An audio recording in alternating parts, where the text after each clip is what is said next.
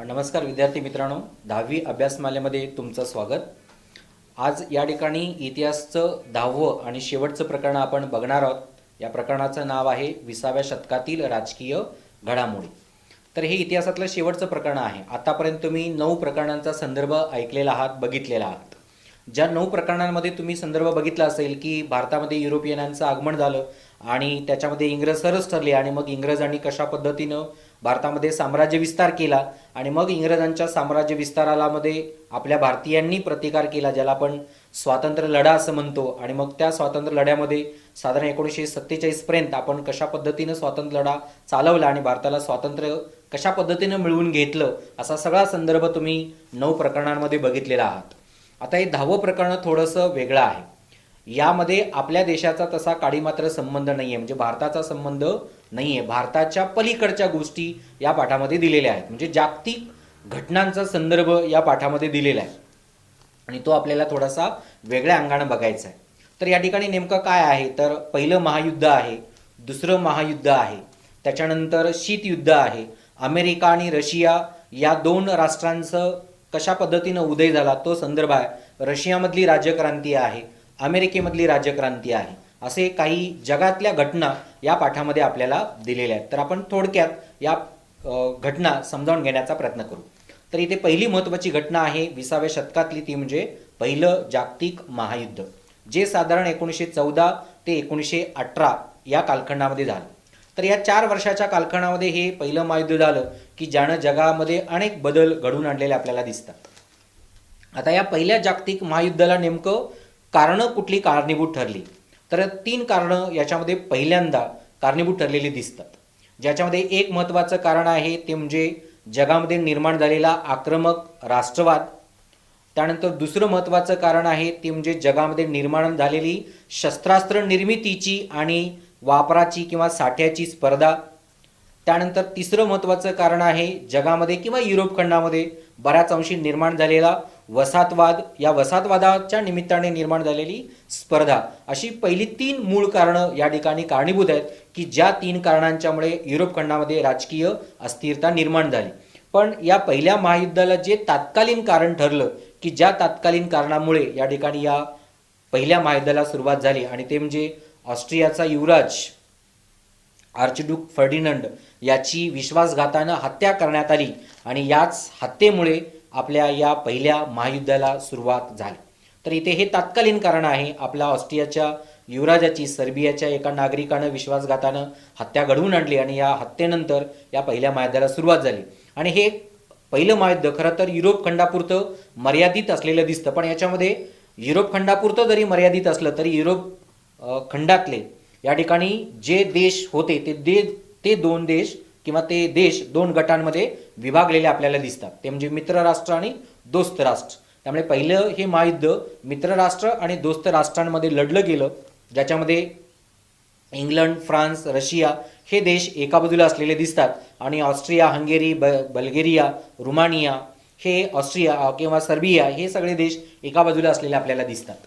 तर इथे हे संघर्ष युरोप खंडामध्ये एकमेकाला शह देण्यासाठी, एकमेकांवरती वर्चस्व गाजवण्यासाठी किंवा वसाहतवाद प्रबळ करण्यासाठी हा संघर्ष झाला, ज्याच्यामध्ये 4 वर्ष एक ना एक करत असं हे युद्ध युरोप खंडातलं अमेरिका खंडापर्यंत किंवा आशिया खंडापर्यंत विस्तारलेलं आपल्याला दिसतं। खरं तर या ठिकाणी जर्मनी आणि इंग्लंड हे 2 देश याच्यामध्ये प्रबळ असलेले आपल्याला दिसतात की ज्यांनी खऱ्या अर्थानं हा महायुद्धाचा घाट घातलेला आपल्याला दिसतो। खरं तर साधारण 1917 सालापर्यंत या ठिकाणी अमेरिका या पहिल्या महायुद्धामध्ये गुंतलेली आपल्याला दिसत नाही, तटस्थ होती। पण या ठिकाणी इंग्लंड, फ्रान्स, रशिया हे देश प्रबळ होत असताना जर्मनीला असं वाटलं असेल की आपण अमेरिकेला शह देऊ आणि अमेरिका आपल्या बाजूने जर उभं राहिली तर या पहिल्या महायुद्धामध्ये आपल्याला यदाकदाचित यश मिळू शकेल, आणि म्हणून जर्मन पाणबुड्यांनी अमेरिकेची प्रवासी नौका लुसिटानिया ही समुद्रात बुडविली की ज्यामुळे अमेरिकेला जर्मनीचा राग आला आणि यानंतर मग अमेरिका या दुसऱ्या महायुद्धामध्ये आपल्या पहिल्या महायुद्धामध्ये गुंतली। पण अमेरिकेनं जर्मनीच्या बाजूनं उभा न राहता इंग्लंड, फ्रान्स यांच्याच बाजूनं उभं राहिले की ज्याच्यामध्ये या युद्धात इंग्लंडचीच बाजू सरस झाली आणि 1918ला या ठिकाणी जर्मनी आणि इतर त्यांच्या सहकारी राष्ट्रांचा या ठिकाणी 1918ला पराभव झाला।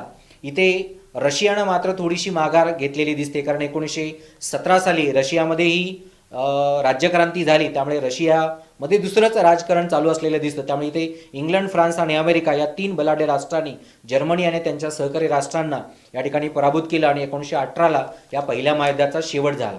आता या पहिल्या महायुद्धाचे दूरगामी परिणामी झालेले आहेत की असंख्य लोक मेली, जखमी झाली, आर्थिक हानी मोठ्या प्रमाणावर झाली, सार्वजनिक मालमत्तेचं नुकसान झालं, अनेक देशांमधील उद्योगधंदे, शेती ही मागासलेली राहिली, अशा अनेक दूरगामी परिणाम या ठिकाणी झाले. पण या पहिल्या महायुद्धाचा जगावरती एक चांगला परिणाम जो झाला तो म्हणजे जागतिक शांतता निर्माण करण्यासाठी म्हणून राष्ट्रसंघाची स्थापना झाली, ज्याला आपण लीग ऑफ नेशन्स असं म्हणतो.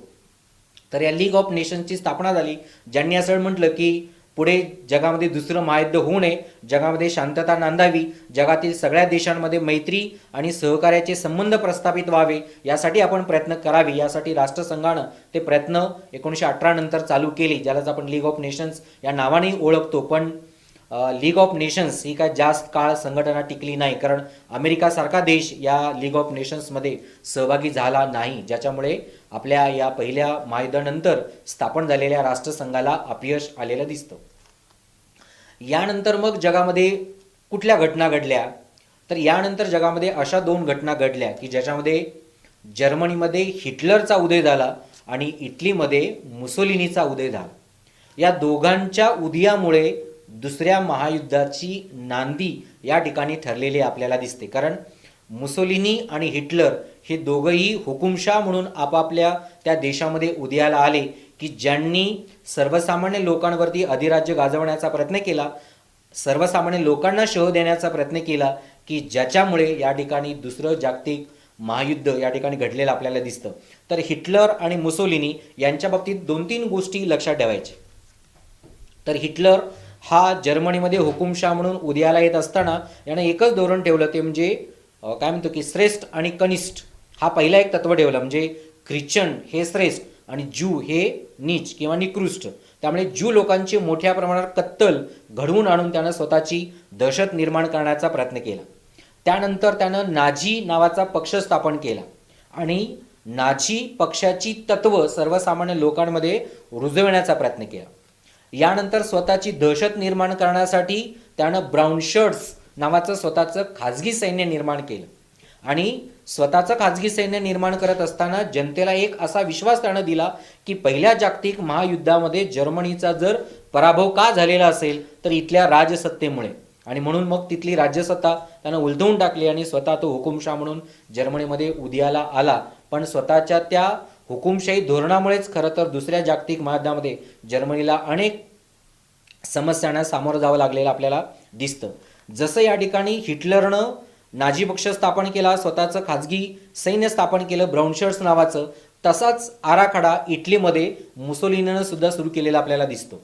कारण मुसोलिनीनं इटलीमध्ये सुद्धा फॅसिस्ट पक्ष स्थापन करण्याचा म्हणजे प्रयत्न केला. फॅसिस्ट पक्षाची जी तत्व होती, ज्याला आपण फॅसिझम म्हणतो, तर फॅसिझम त्यानं सर्वसामान्य लोकांमध्ये रुजवण्याचा प्रयत्न केला. फक्त रुजवण्याचा नाही, ती शिकवण्याचा प्रयत्न केला.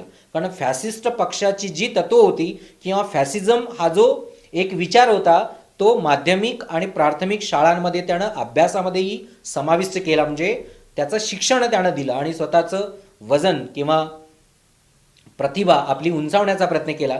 त्यानंतर जसं हिटलरनं ब्राऊन शर्ट्स नावाची स्वतःची खाजगी सैन्य संघटना निर्माण केली, तसंच आपल्या या मुसोलिनीनं ब्लॅक शर्ट्स नावाची स्वतःची खाजगी सैन्य संघटना निर्माण केली. ज्या दोघांच्या खाजगी सैन्य व्यवस्थेमुळे युरोप खंडामध्ये पुन्हा एकदा युद्धसदृश परिस्थिती निर्माण झाली आणि या दोघांनी परत स्वतःच्या सैन्य सामर्थ्याचा वापर युरोप खंडामध्ये साम्राज्य विस्तारासाठी घडवून आणला की ज्याच्यामधूनच दुसऱ्या महायुद्धाची नांदी ठरलेली दिसते. त्यामुळे इथे 1939 ते 1945 या कालखंडामध्ये दुसरं महायुद्ध झालं. पण दुसऱ्या महायुद्धाच्या अगोदर हिटलर आणि मुसोलिनी यांचा झालेला उदय हा इथे कारणीभूत ठरलेला दिसतो, ज्याच्यामध्ये मग हिटलर आणि मुसोलिनी यांनी सुद्धा परत आक्रमक राष्ट्रवाद, वसाहतवादाची स्पर्धा, दुबळ्या राष्ट्रांवर आक्रमण करण्याचा प्रयत्न, स्वतःचा साम्राज्य विस्तार घडवून आणण्याचा प्रयत्न केला की ज्याच्यामुळे 1939ला या ठिकाणी या दुसऱ्या महायुद्धाला सुरुवात झाली. आणि याच्यामध्ये मग शत्रू राष्ट्र आणि मित्र राष्ट्र अशी या ठिकाणी 2 गट या ठिकाणी निर्माण झाले की ज्या दोन गटांनी आपल्या या युरोप खंडामध्ये या दुसऱ्या महायुद्धाला सुरुवात घडवून आणली, ज्याच्यामध्ये मग इंग्लंड, फ्रान्स, रशिया हे आणि त्यांची दोस्त राष्ट्र एका बाजूला आणि जर्मनी, इटली, त्यानंतर जपान यासारखे देश एका बाजूला, आणि हे युद्ध सुरू झालं की ज्याच्यामध्ये दुसरं जागतिक महायुद्ध फक्त युरोप खंडापुरतं मर्यादित राहिलं नाही, तर हे जगभर याचा विस्तार झालेला दिसतो. कारण जगातील अनेक देश याच्यामध्ये सहभागी झाले,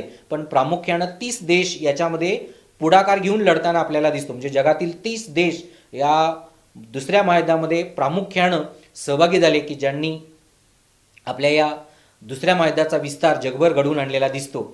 1941 मध्ये एक अशी घटना घडली की ज्याच्यामुळे अमेरिकेनं या ठिकाणी दुसऱ्या महायुद्धात प्रवेश केला. म्हणजे जसं पहिल्या महायुद्धात सुद्धा अमेरिकेनं प्रवेश केला नव्हता, तसंच दुसऱ्या महायुद्धात सुद्धा अमेरिकेनं प्रवेश केलेला नव्हता.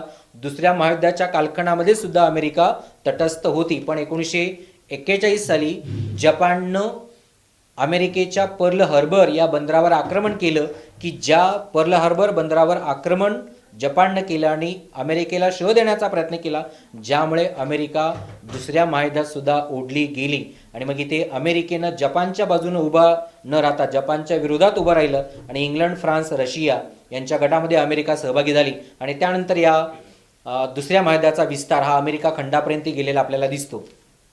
पण हे युद्ध जर्मनीच्या बाबतीत मात्र अतिशय काय म्हणतो की अपयशीच ठरत असलेलं दिसतं. कारण सगळ्या स्तरावरती जर्मनी आणि इटली यांचा पराभव होत होता. आणि याच पराभवातून 1945 साली हिटलरनं आत्महत्या केली आणि हिटलरनं आत्महत्या केल्यानंतर मग हिटलर मेला आणि जर्मनीची शरणागती या ठिकाणी पुढे आली. जर्मनीनं शरणागती घेतली. जर्मनीच्या शरणागतीनंतर इटलीनं शरणागती घेतली आणि हे दोन बलाढ्य देश ज्यांच्या नेतृत्वाखाली दुसरं महायुद्ध चाललेलं होतं, इथे जर्मनी आणि इटली या दोघांनी युद्धातून माघार घेतल्यानंतर यांना मदत करणारे बाकीचे देश सुद्धा या महायुद्धातून बाजूला पडले. पण जपान मात्र या ठिकाणी या संघर्षामध्ये मागे हटायला तयार नव्हतं. आणि म्हणून मग अमेरिकेने असा विचार केला की जपानला आपण अद्दल घडविली पाहिजेत. आणि म्हणून आपल्यावर केलेल्या आक्रमणाचा बदला अमेरिकेने घेतला. 8 ऑगस्ट 1945 आणि 9 ऑगस्ट 1945 रोजी हिरोशिमा आणि नागासाकी या जपानच्या 2 शहरांवरती अमेरिकेनं अणुबॉम्बचे हल्ले घडवून आणले आणि जपानला बेचिराख करून टाकलं. आणि जेव्हा अणुबॉम्बचे हल्ले जपानवरती झाले तेव्हा जपाननं शरणागती स्वीकारली आणि जपानच्या शरणागतीमुळे या दुसऱ्या महायुद्धाचा शेवट झाला. या महायुद्धामध्ये सुद्धा खूप मोठ्या प्रमाणावर हानी झालेली दिसते. म्हणजे जवळजवळ लाखो लोक या ठिकाणी मेली, कोट्यावधी लोक जखमी झाली, मोठ्या प्रमाणावर आर्थिक हानी झाली. अशा अनेक गोष्टी या दुसऱ्या महायुद्धातून घडल्या. पण एक चांगला परिणाम या दुसऱ्या महायुद्धामुळे घडला, तो म्हणजे जगामध्ये कायमस्वरूपी शांतता नांदण्यासाठी म्हणून युनायटेड नेशन्सची स्थापना झाली. आपण ज्याला युनो असं म्हणतो, तर या युनोची स्थापना 1945ला झाली, जी आज तागायत आपल्या देशामध्ये जागतिक शांतता, जागतिक मैत्रत्व किंवा जागतिक सहकार्याची भूमिका निर्माण करण्यासाठी प्रयत्नशील असलेली आपल्याला दिसते. तर असा या दुसऱ्या महायुद्धाचा संदर्भ या ठिकाणी 1939 ते 1945 असा आपल्याला या ठिकाणी दिसतो. यानंतर या ठिकाणी तिसरी महत्त्वाची घटना जागतिक घडामोडींमधली आहे ती म्हणजे रशियन राज्यक्रांती. खरं तर रशियन राज्यक्रांती 1917ला झाली आणि ही जी घडली त्याला कारण आहे तो म्हणजे लेनिन. पण लेनिननं रशियामध्ये राज्यक्रांती का घडवून आणली 1917ला, तर ज्यांच्याकडे पिढीजात राजेशाही होती अशा झार घराण्याच्या विरोधात ही क्रांती झालेली आहे. तर झारची अनियंत्रित राजेशाही, झारच्या कालखंडामध्ये शेतीचं झालेलं नुकसान, उद्योगधंद्यांचं झालेलं नुकसान, जमीनदार, वतनदार, जागीरदार यांचं चाललेलं शोषण, त्यामुळे असे झारच्या राजेशाहीच्या कालखंडामध्ये अनेक लोकांचं शोषण चाललेलं होतं. म्हणजे जागीरदार असेल, वतनदार असेल, सर्वसामान्य शेतकरी असतील, कामगार असतील, अशा सगळ्याच समाज जीवनातील घटकांचं शोषण या झारकडून चाललेलं होतं. आणि म्हणून मग शेतकरी आणि कामगार या 2 गटांना एकत्रित करून, संघटित करून लेनिन यानं झारच्या विरोधात क्रांती घडवून आणली ती 1917ला. त्यामुळे या क्रांतीलाच बोल्शेविकची राज्यक्रांती असं म्हणतात. आणि 1917ला अनियंत्रित झारची राजेशाही उलटवून टाकण्यात आली आणि लेनिन हा 1917ला USSRचा राष्ट्राध्यक्ष म्हणून पुढे आला की ज्यानं अन्न, भूमी आणि शांती या 3 तत्वांचा अवलंब करून रशियामध्ये विकासाची नांदी घडवून आणण्याचा प्रयत्न केला आणि 1917ला अन्न, भूमी आणि शांती या तत्वांचा प्रचार प्रसार केला आणि सर्वसामान्य जनतेला अनुकूल धोरण त्यानं राबवलं की ज्याच्यामध्ये शेती मोठ्या प्रमाणात विकसित केली, कामगारविषयक कायदे करून कामगारांना न्याय देण्याचा प्रयत्न केला किंवा त्यानं असं ठरवलं की शेतकरी आणि कामगार हेच खरं तर सरकारचे मूळ मालक आहेत किंवा देशाचे चालक आहेत हे त्यानं दाखवून देण्याचा प्रयत्न केला। त्यामुळे रशियाची अख्खी राजसत्ता ही शेतकरी आणि कामगारांच्या हातात देऊन साम्यवादी सरकार रशियामध्ये आणण्याचा प्रयत्न लेनिननं केला। पण लेनिनला रशियाला एका जागतिक स्थानावरती न्यायचं होतं, पण दुर्दैव आहे की 1924 साली म्हणजे 1917ला राज्यक्रांती झाली आणि त्याच्यानंतर 7 वर्षाच्या कालखंडामध्येच लेनिनचा मृत्यू झाला। त्यामुळे त्याच्या स्वप्नातला रशिया हा अर्धवटच राहिला। पण 1924ला त्याचा मृत्यू झाल्यानंतर रशियाचं नेतृत्व ज्याच्याकडे गेलं तो म्हणजे स्टॅलिन, आणि स्टॅलिन हा रशियाचा राष्ट्राध्यक्ष झाल्यानंतर मात्र रशियामध्ये सगळ्याच अंगानं म्हणजे शेती, उद्योग, वाहतूक आणि दळणवळण किंवा विज्ञान आणि तंत्रज्ञान या सगळ्या क्षेत्रामध्ये स्टॅलिननं प्रगती घडवून आणण्याचा प्रयत्न केला की ज्याच्यामध्ये जगामध्ये पहिल्यांदा रशियानं अंतराळवीर पाठविला ज्याचं नाव आहे युरी गागारिन, ज्याला जगातला पहिला अवकाशवीर किंवा अंतराळवीर म्हणून ओळखलं जातं। त्यामुळे अंतराळ संशोधनाचंही काम रशियानं घडवून आणलं हे काही कालावधीमध्ये रशियानं केलेलं आपल्याला दिसतं। म्हणजे एका बाजूला अमेरिका विज्ञान आणि तंत्रज्ञानामध्ये काम करत असताना इथे रशियानं सुद्धा विज्ञान आणि तंत्रज्ञान याच्याबरोबर शेती, उद्योग आणि वाहतूक दळणवळण क्षेत्रामध्ये सुद्धा प्रगती घडवून आणली आणि रशियाला एका उच्च स्थानावरती नेण्याचा प्रयत्न केला की ज्याच्यामध्ये 1945 सालानंतर जसं अमेरिका एक बलाढ्य राष्ट्र म्हणून जगामध्ये नावारूपाला आलं तसं रशिया सुद्धा एक बलाढ्य राष्ट्र म्हणून नावारूपाला आलेला आपल्याला दिसतं। त्यामुळे रशियन राज्यक्रांतीच्या बाबतीत 2-3 गोष्टी लक्षात ठेवायच्या आहेत। एक, 1917ला झारच्या सत्तेच्या विरोधात लेनिननं बंड केलं आणि लेनिन हा राष्ट्राध्यक्ष झाला ज्यानं अन्न, भूमी आणि शांती या 3 तत्वांचा अवलंब केलेला आपल्याला दिसतो आणि शेतकरी आणि कामगार यांना संघटित करून साम्यवादी सरकार त्यानं रशियामध्ये आणलं। त्याचा 1924ला मृत्यू झाला। त्याचा मृत्यू झाल्यानंतर स्टॅलिन हा रशियाचा राष्ट्राध्यक्ष झाला की ज्याच्या कालखंडामध्ये अंतराळ संशोधनालाही प्रयत्न करण्यात आले आणि ज्याच्यामध्ये युरी गागारिन हा पहिला अंतराळवीर म्हणून ओळखला जातो। हा एक संदर्भ लक्षात ठेवा। आणखी एक संदर्भ या ठिकाणी एका मार्कासाठी येतो की स्टॅलिनच्या नंतर रशियाची प्रगती ज्यानं केली आणि तो म्हणजे गोर्बाचेव की ज्याच्यामध्ये त्यानं 2 तत्वांचा अवलंब केलेला आहे। ज्याला आपण गोर्बाचेवनं कुठल्या सुधारित तत्वांचा वापर केला असा प्रश्न तुम्हाला पडतो तर त्याच्यामध्ये मोकळेपणा आणि पुनर्रचना ज्याला ग्लासनॉस्ट आणि पेरेस्ट्रोइका असं म्हटलं जातं तर या 2 तत्वांचा वापर गोर्बाचेवनं केला आणि या ठिकाणी रशियाचाही विकास घडवून आणण्याचा प्रयत्न त्याने केलेला आपल्याला दिसतो। तर अशी ही रशियन राज्यक्रांती 1917ला झाली की ज्याच्यामध्ये पुढे जाऊन आपल्या रशियामध्ये तिघांनी मोठ्या प्रमाणात विकास घडवून आणला। त्यामध्ये लेनिन, स्टॅलिन आणि महत्त्वाचा गोर्बाचेव, तर अशा तिघांची तत्व या ठिकाणी महत्त्वाची आहेत। याच्यानंतर या जागतिक घडामोडींमध्ये चौथी घटना आहे ती म्हणजे चीनमधली राज्यक्रांती। तर चीनमध्ये खरं तर 3 क्रांत्या झालेल्या आहेत। म्हणजे पहिल्यांदा एक राज्यक्रांती झाली, त्याच्यानंतर एक कम्युनिस्ट क्रांती झाली आणि याच्यानंतर एक सांस्कृतिक क्रांती झाली। अशा 3 क्रांत्या या ठिकाणी चीनमध्ये झालेल्या आपल्याला आढळून येतात। आता या ठिकाणी या क्रांत्या का झाल्या तर चीनमध्ये अस्तित्वात असलेल्या राजेशाहीच्या विरोधात एक पक्ष अस्तित्वात आला ज्याला कोमिंटांग पक्ष असं म्हटलं जातं। तर या कोमिंटांग पक्षाची सत्ता वाढवण्याचा प्रयत्न डॉक्टर सन यत सेन यांनी केला। म्हणजे चीनमध्ये राज्यक्रांती घडवून आणणारे पहिले ज्यांना ओळखलं जातं ते म्हणजे डॉक्टर सन यत सेन, ज्यांना आधुनिक चीनचे निर्माते म्हणूनही ओळखलं जातं। तर या डॉक्टर सन यत सेन यांनी कोमिंटांग या पक्षाची स्थापना केली आणि चीनमध्ये कोमिंटांग पक्षाचं वर्चस्व वाढवण्याचा प्रयत्न केला। एक 5 ते 6 वर्षाच्या कालावधीनंतर डॉक्टर सन यत सेन यांनी आपल्या पदाचा राजीनामा दिला आणि डॉक्टर सन यत सेन यांच्यानंतर यांच्याच कुटुंबातले एक महत्त्वाचे ते म्हणजे चांग के शेक चीनचे राष्ट्राध्यक्ष म्हणून पुढे आले, ज्यांनीही कोमिंटांग पक्षाची सत्ता वाढवण्याचा प्रयत्न केला। पण जेव्हा चीनमध्ये चांग के शेक यांची सत्ता आली याच कालखंडामध्ये चीनमध्ये लोकशाही साम्यवादी विचारसरणी रुजवण्यासाठी प्रयत्न झाले आणि हा कालखंड साधारण 1949चा आहे। ज्या 1949च्या कालखंडाला कम्युनिस्ट क्रांती म्हणून चीनमध्ये ओळखलं जातं, कारण एका बाजूला कोमिंटांग पक्षाचं वर्चस्व वाढत असताना कोमिंटांग पक्षाकडून सर्वसामान्य जनतेचं शोषण चालवलेलं असताना चीनमध्ये साम्यवादी लोकशाहीची तत्व रुजली पाहिजेत यासाठी प्रयत्न करणारे माओ त्से तुंग हे पुढे आले, ज्यांनी लोकशाही किंवा साम्यवादी विचारसरणीचा प्रचार घडवून आणण्यासाठी हजारो मैलांचा पायी प्रवास घडवून आणला, ज्याला चीनच्या इतिहासामध्ये लाँग मार्च असं म्हटलं जातं. ज्या लाँग मार्चमध्ये माओ त्से-तुंग यांनी 1,00,000 लोकांना सोबत घेऊन हजारो मैलांचा प्रवास पायी घडवून आणला, लोकशाहीची तत्व रुजवण्याचा प्रयत्न केला.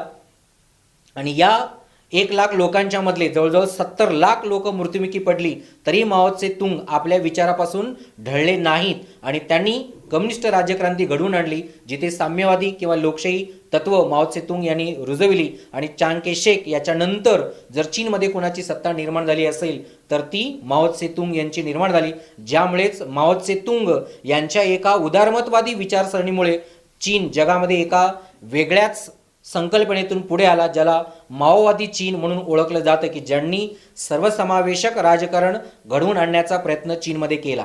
पण माओ त्से-तुंग यांच्याकडे सत्ता आल्यानंतर जे कोमिंटांग पक्षानं घडवून आणलं नाही ते इथे घडवून आणण्याचा प्रयत्न केला, ज्याच्यामध्ये अमेरिका आणि रशिया या 2 राष्ट्रांप्रमाणे चीनची प्रगती जगामध्ये झाली पाहिजे. यासाठी शेती असेल, उद्योगधंदे असेल, विज्ञान आणि तंत्रज्ञान असेल, तर या सगळ्या गोष्टींचा विकास घडवून आणण्याचा प्रयत्न केला.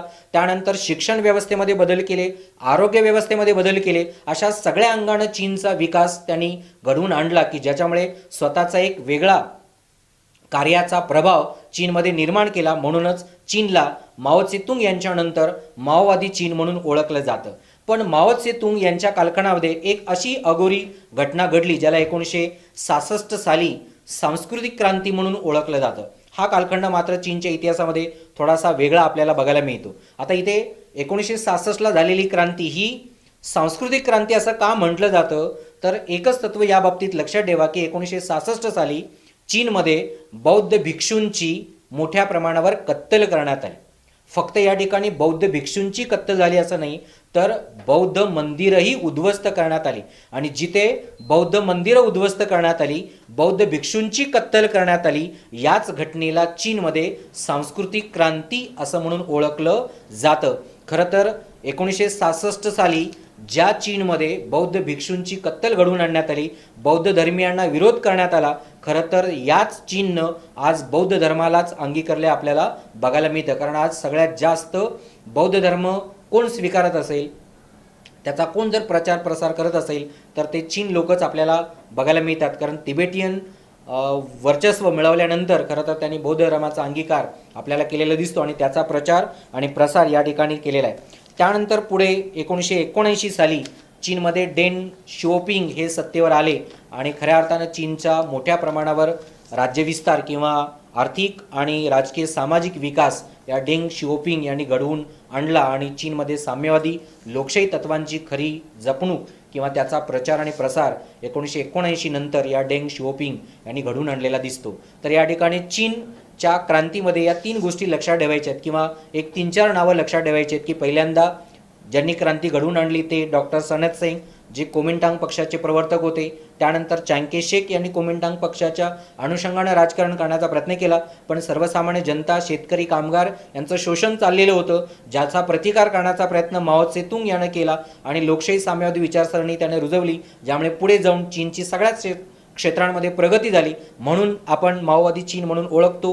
पण याच्यातलं माओ त्से-तुंग याच्या कालखंडातलं एक घटना लक्षात ठेवा. 1958ची लीप फॉरवर्ड पॉलिसी नावाची एक आर्थिक योजना या माओ त्से-तुंग यांनी आणली, की ज्या लीप फॉरवर्ड पॉलिसीच्या अनुषंगानं चीनचा आर्थिक विकास आपल्या माओ त्से-तुंग यांनी केलेला आपल्याला दिसतो. त्यानंतर 1966ला सांस्कृतिक क्रांती झाली, ज्या सांस्कृतिक क्रांतीमुळे बौद्ध धर्मीयांचा किंवा बौद्ध वंशीयांची कत्तल झाली आणि बौद्ध मंदिरं उद्ध्वस्त करण्यात आली. आणि शेवटचं तत्व लक्षात ठेवायचं ते म्हणजे 1979 साली डेंग शिओपिंग हे चीनचे सत्ताधीश निर्माण झाले, ज्यांनी लोकशाही साम्यवादाचा प्रचार चीनमध्ये घडवून आणला आणि चीनला जगामध्ये एक अमेरिका आणि रशियाच्या तोडीचं राष्ट्र बनवण्याचा प्रयत्न केलेला आपल्याला दिसतो. तर असं चीनच्या बाबतीतली तत्व लक्षात ठेवा. यानंतर पुढची महत्त्वाची घटना या राजकीय घडामोडीमधली आहे ती म्हणजे शीतयुद्ध. हे शीतयुद्ध दुसऱ्या जागतिक महायुद्धानंतरच सुरू झालेला आहे. साधारण 1945 ते 1990 या कालखंडामध्ये, म्हणजे 45 वर्षाचा प्रदीर्घ संघर्ष या ठिकाणी झाला. फक्त थोडक्यात हा मुद्दा सांगतो की 1945 ते 1990 या कालखंडामध्ये ह्या युद्धाचा संदर्भ का आला आणि याला शीतयुद्ध असं का म्हणतात. पहिल्यांदा शीतयुद्ध का म्हणतात हे लक्षात ठेवायचं की अमेरिका आणि रशिया या दोन राष्ट्रांनी जगामध्ये संघर्षमय परिस्थिती निर्माण केली, पण युद्धाची वेळ येऊ दिली नाही. जे संघर्ष झाला पण लढाई किंवा युद्ध झालं नाही आणि म्हणून या संघर्षाला शीतयुद्ध असं म्हणतात. मग हा संघर्ष कशासाठी झाला? तर दुसऱ्या जागतिक महायुद्धानंतर अमेरिकेनं भांडवलवादाचा पुरस्कार केला, तर रशियानं साम्यवादाचा पुरस्कार केला. अमेरिकेनं म्हटलं की जर जगामध्ये आर्थिक विकास साधायचा असेल किंवा जगामध्ये प्रगती साधायची असेल तर भांडवलवाद पाहिजेत, आणि रशियानं म्हटलं जर देशाची प्रगती साधायची असेल तर साम्यवाद पाहिजेत. आणि या ठिकाणी अशा दोन विचारसरणी आपापल्या परीनं अमेरिका आणि रशिया या दोन राष्ट्रांनी आपल्या जगामध्ये प्रसारित करण्याचा प्रयत्न केला की ज्याच्यामुळे या ठिकाणी या दोन वैचारिक गोष्टींमधून संघर्ष वाढला आणि जग दोन गटांमध्ये विभागलं. कारण अमेरिका या राष्ट्राला मांडणारा एक गट आणि रशियाच्या विचारसरणीला मांडणारा एक गट, असे दोन गट जगामध्ये निर्माण झाले आणि जग दोन गटांमध्ये विभागलं. याच दोन गटांच्या संघर्षाला शीतयुद्ध असं म्हणतात की ज्याच्यामध्ये 1990 सालानंतर जगामध्ये मुक्त व्यापार धोरणाचा उदय झाला आणि या मुक्त व्यापार धोरणानंतर खरं तर 1991 साली शीतयुद्धाचा शेवट झाला, कारण जगातील सगळ्याच देशांनी मुक्त व्यापार धोरणाच्या करारावर सह्या केल्या आणि अमेरिका आणि रशिया या दोघांनी सुद्धा आपल्यातला संघर्ष संपुष्टात आणला. तर असं हे 45 वर्षाचा जो वैचारिक संघर्ष आहे, अमेरिकेचा भांडवलवाद आणि रशियाचा साम्यवाद, या वैचारिक संघर्षालाच आपण शीतयुद्ध असं म्हणतो. आणि या शीतयुद्धामध्ये आणखी एक वाईट परिणाम झाला, तो म्हणजे जग तिसऱ्या गटामध्ये विभागलं. कारण आशिया आणि आफ्रिका खंडातले मागासलेले देश जे वेगळे राहिले, ज्याला तृतीय जग असं म्हणतात, की ज्या अलिप्त राष्ट्रांचं नेतृत्व भारताने केलेलं होतं, तर तोही एक गट या ठिकाणी निर्माण झालेला आपल्याला दिसतो. आणि या पाठातला शेवटचा संदर्भ आहे ते म्हणजे अमेरिका या राष्ट्राचा उदय. खरं तर पहिल्या आणि दुसऱ्या महायुद्धामध्ये अमेरिका तटस्थ होती, यांनी भाग घेतलेला नव्हता. पण पहिल्या महायुद्धामध्ये जर्मनीमुळे भाग घ्यावा लागला, दुसऱ्या महायुद्धामध्ये जपानमुळे भाग घ्यावा लागला, ज्यामुळे पहिल्या आणि दुसऱ्या महायुद्धामध्ये मोठ्या प्रमाणावर अमेरिकेचं नुकसान झालं. कारण 1927 साली अमेरिकेमध्ये मोठ्या प्रमाणावर आर्थिक मंदी आली की ज्याच्यामुळे 1929 साली सगळ्यात मोठ्या प्रमाणावर अमेरिकेचं आर्थिक नुकसान झालं. कारण अनेक उद्योगधंदे बंद पडले, जहाज बांधणी उद्योग बंद पडला, शेती मागासलेपणामध्ये राहिली, असे अनेक दूरगामी परिणाम 1929 साली निर्माण झाले. पण 1945 नंतर म्हणजे दुसऱ्या जागतिक महायुद्धानंतर जगामध्ये शांतता प्रस्थापित करण्यासाठी, जगामध्ये मित्रत्वाचे संबंध निर्माण करण्यासाठी किंवा जगातील आर्थिक प्रगती साधण्यासाठी अमेरिकेनं पुढाकार घेतला आणि अमेरिकेच्याच पुढाकारातून या ठिकाणी युनायटेड नेशनची स्थापना झाली. आणि खऱ्या अर्थानं दुसऱ्या जागतिक महायुद्धानंतरच अमेरिकेचा मोठ्या प्रमाणावर विकास आणि विस्तार त्यांनी घडवून आणलेला आपल्याला दिसतो. कारण फक्तच उद्योग किंवा शेती असं नाही, तर विज्ञान आणि तंत्रज्ञान. कारण अमेरिकेचाच नागरिक ज्यानं चंद्रावरती पहिलं पाऊल ठेवलं, नील आर्मस्ट्रॉंग, म्हणजे एका बाजूला अमेरिकेनं सुद्धा विज्ञान आणि तंत्रज्ञानामध्ये प्रगती चालू ठेवलेली होती, तसं रशियानं. पण रशियाच्या अगोदर अमेरिकेनं आपल्या जगामध्ये आर्थिक, राजकीय, सामाजिक, विज्ञान किंवा तंत्रज्ञान, शेती, उद्योग, सेवा क्षेत्र या सगळ्याच क्षेत्रामध्ये 1945 नंतर स्वतःचा विस्तार आणि विकास घडवून आणला. आणि 1945 नंतर जगातलं एक आर्थिकदृष्ट्या प्रबळ राष्ट्र म्हणून अमेरिका उदयाला आलेला आपल्याला बघायला मिळतं. तर इथे अमेरिकेचा उदय जो झाला त्याच्यामध्ये दोनच गोष्टी लक्षात ठेवायच्या. एक, 1927ला अमेरिकेमध्ये आलेली आर्थिक मंदी की ज्याच्यामुळे 1929 सालानंतर मोठ्या प्रमाणावर अमेरिकेचं आर्थिक नुकसान झालेलं दिसतं. पण 1945 नंतर मात्र अमेरिकेनं आपला स्वतःचा आर्थिक विकास साधला आणि आज जगातलं एक आर्थिक बलाढ्य राष्ट्र म्हणून आपण अमेरिकेकडे बघतो. कारण आर्थिक महासत्ता जगातली जी आहे ती म्हणजे अमेरिका. तर अशा घटना या पाठातल्या इथे आहेत. तर या 10व्या शेवटच्या प्रकरणाच्या अनुषंगाने इतिहासाचा भाग इथे संपलेला आहे. धन्यवाद.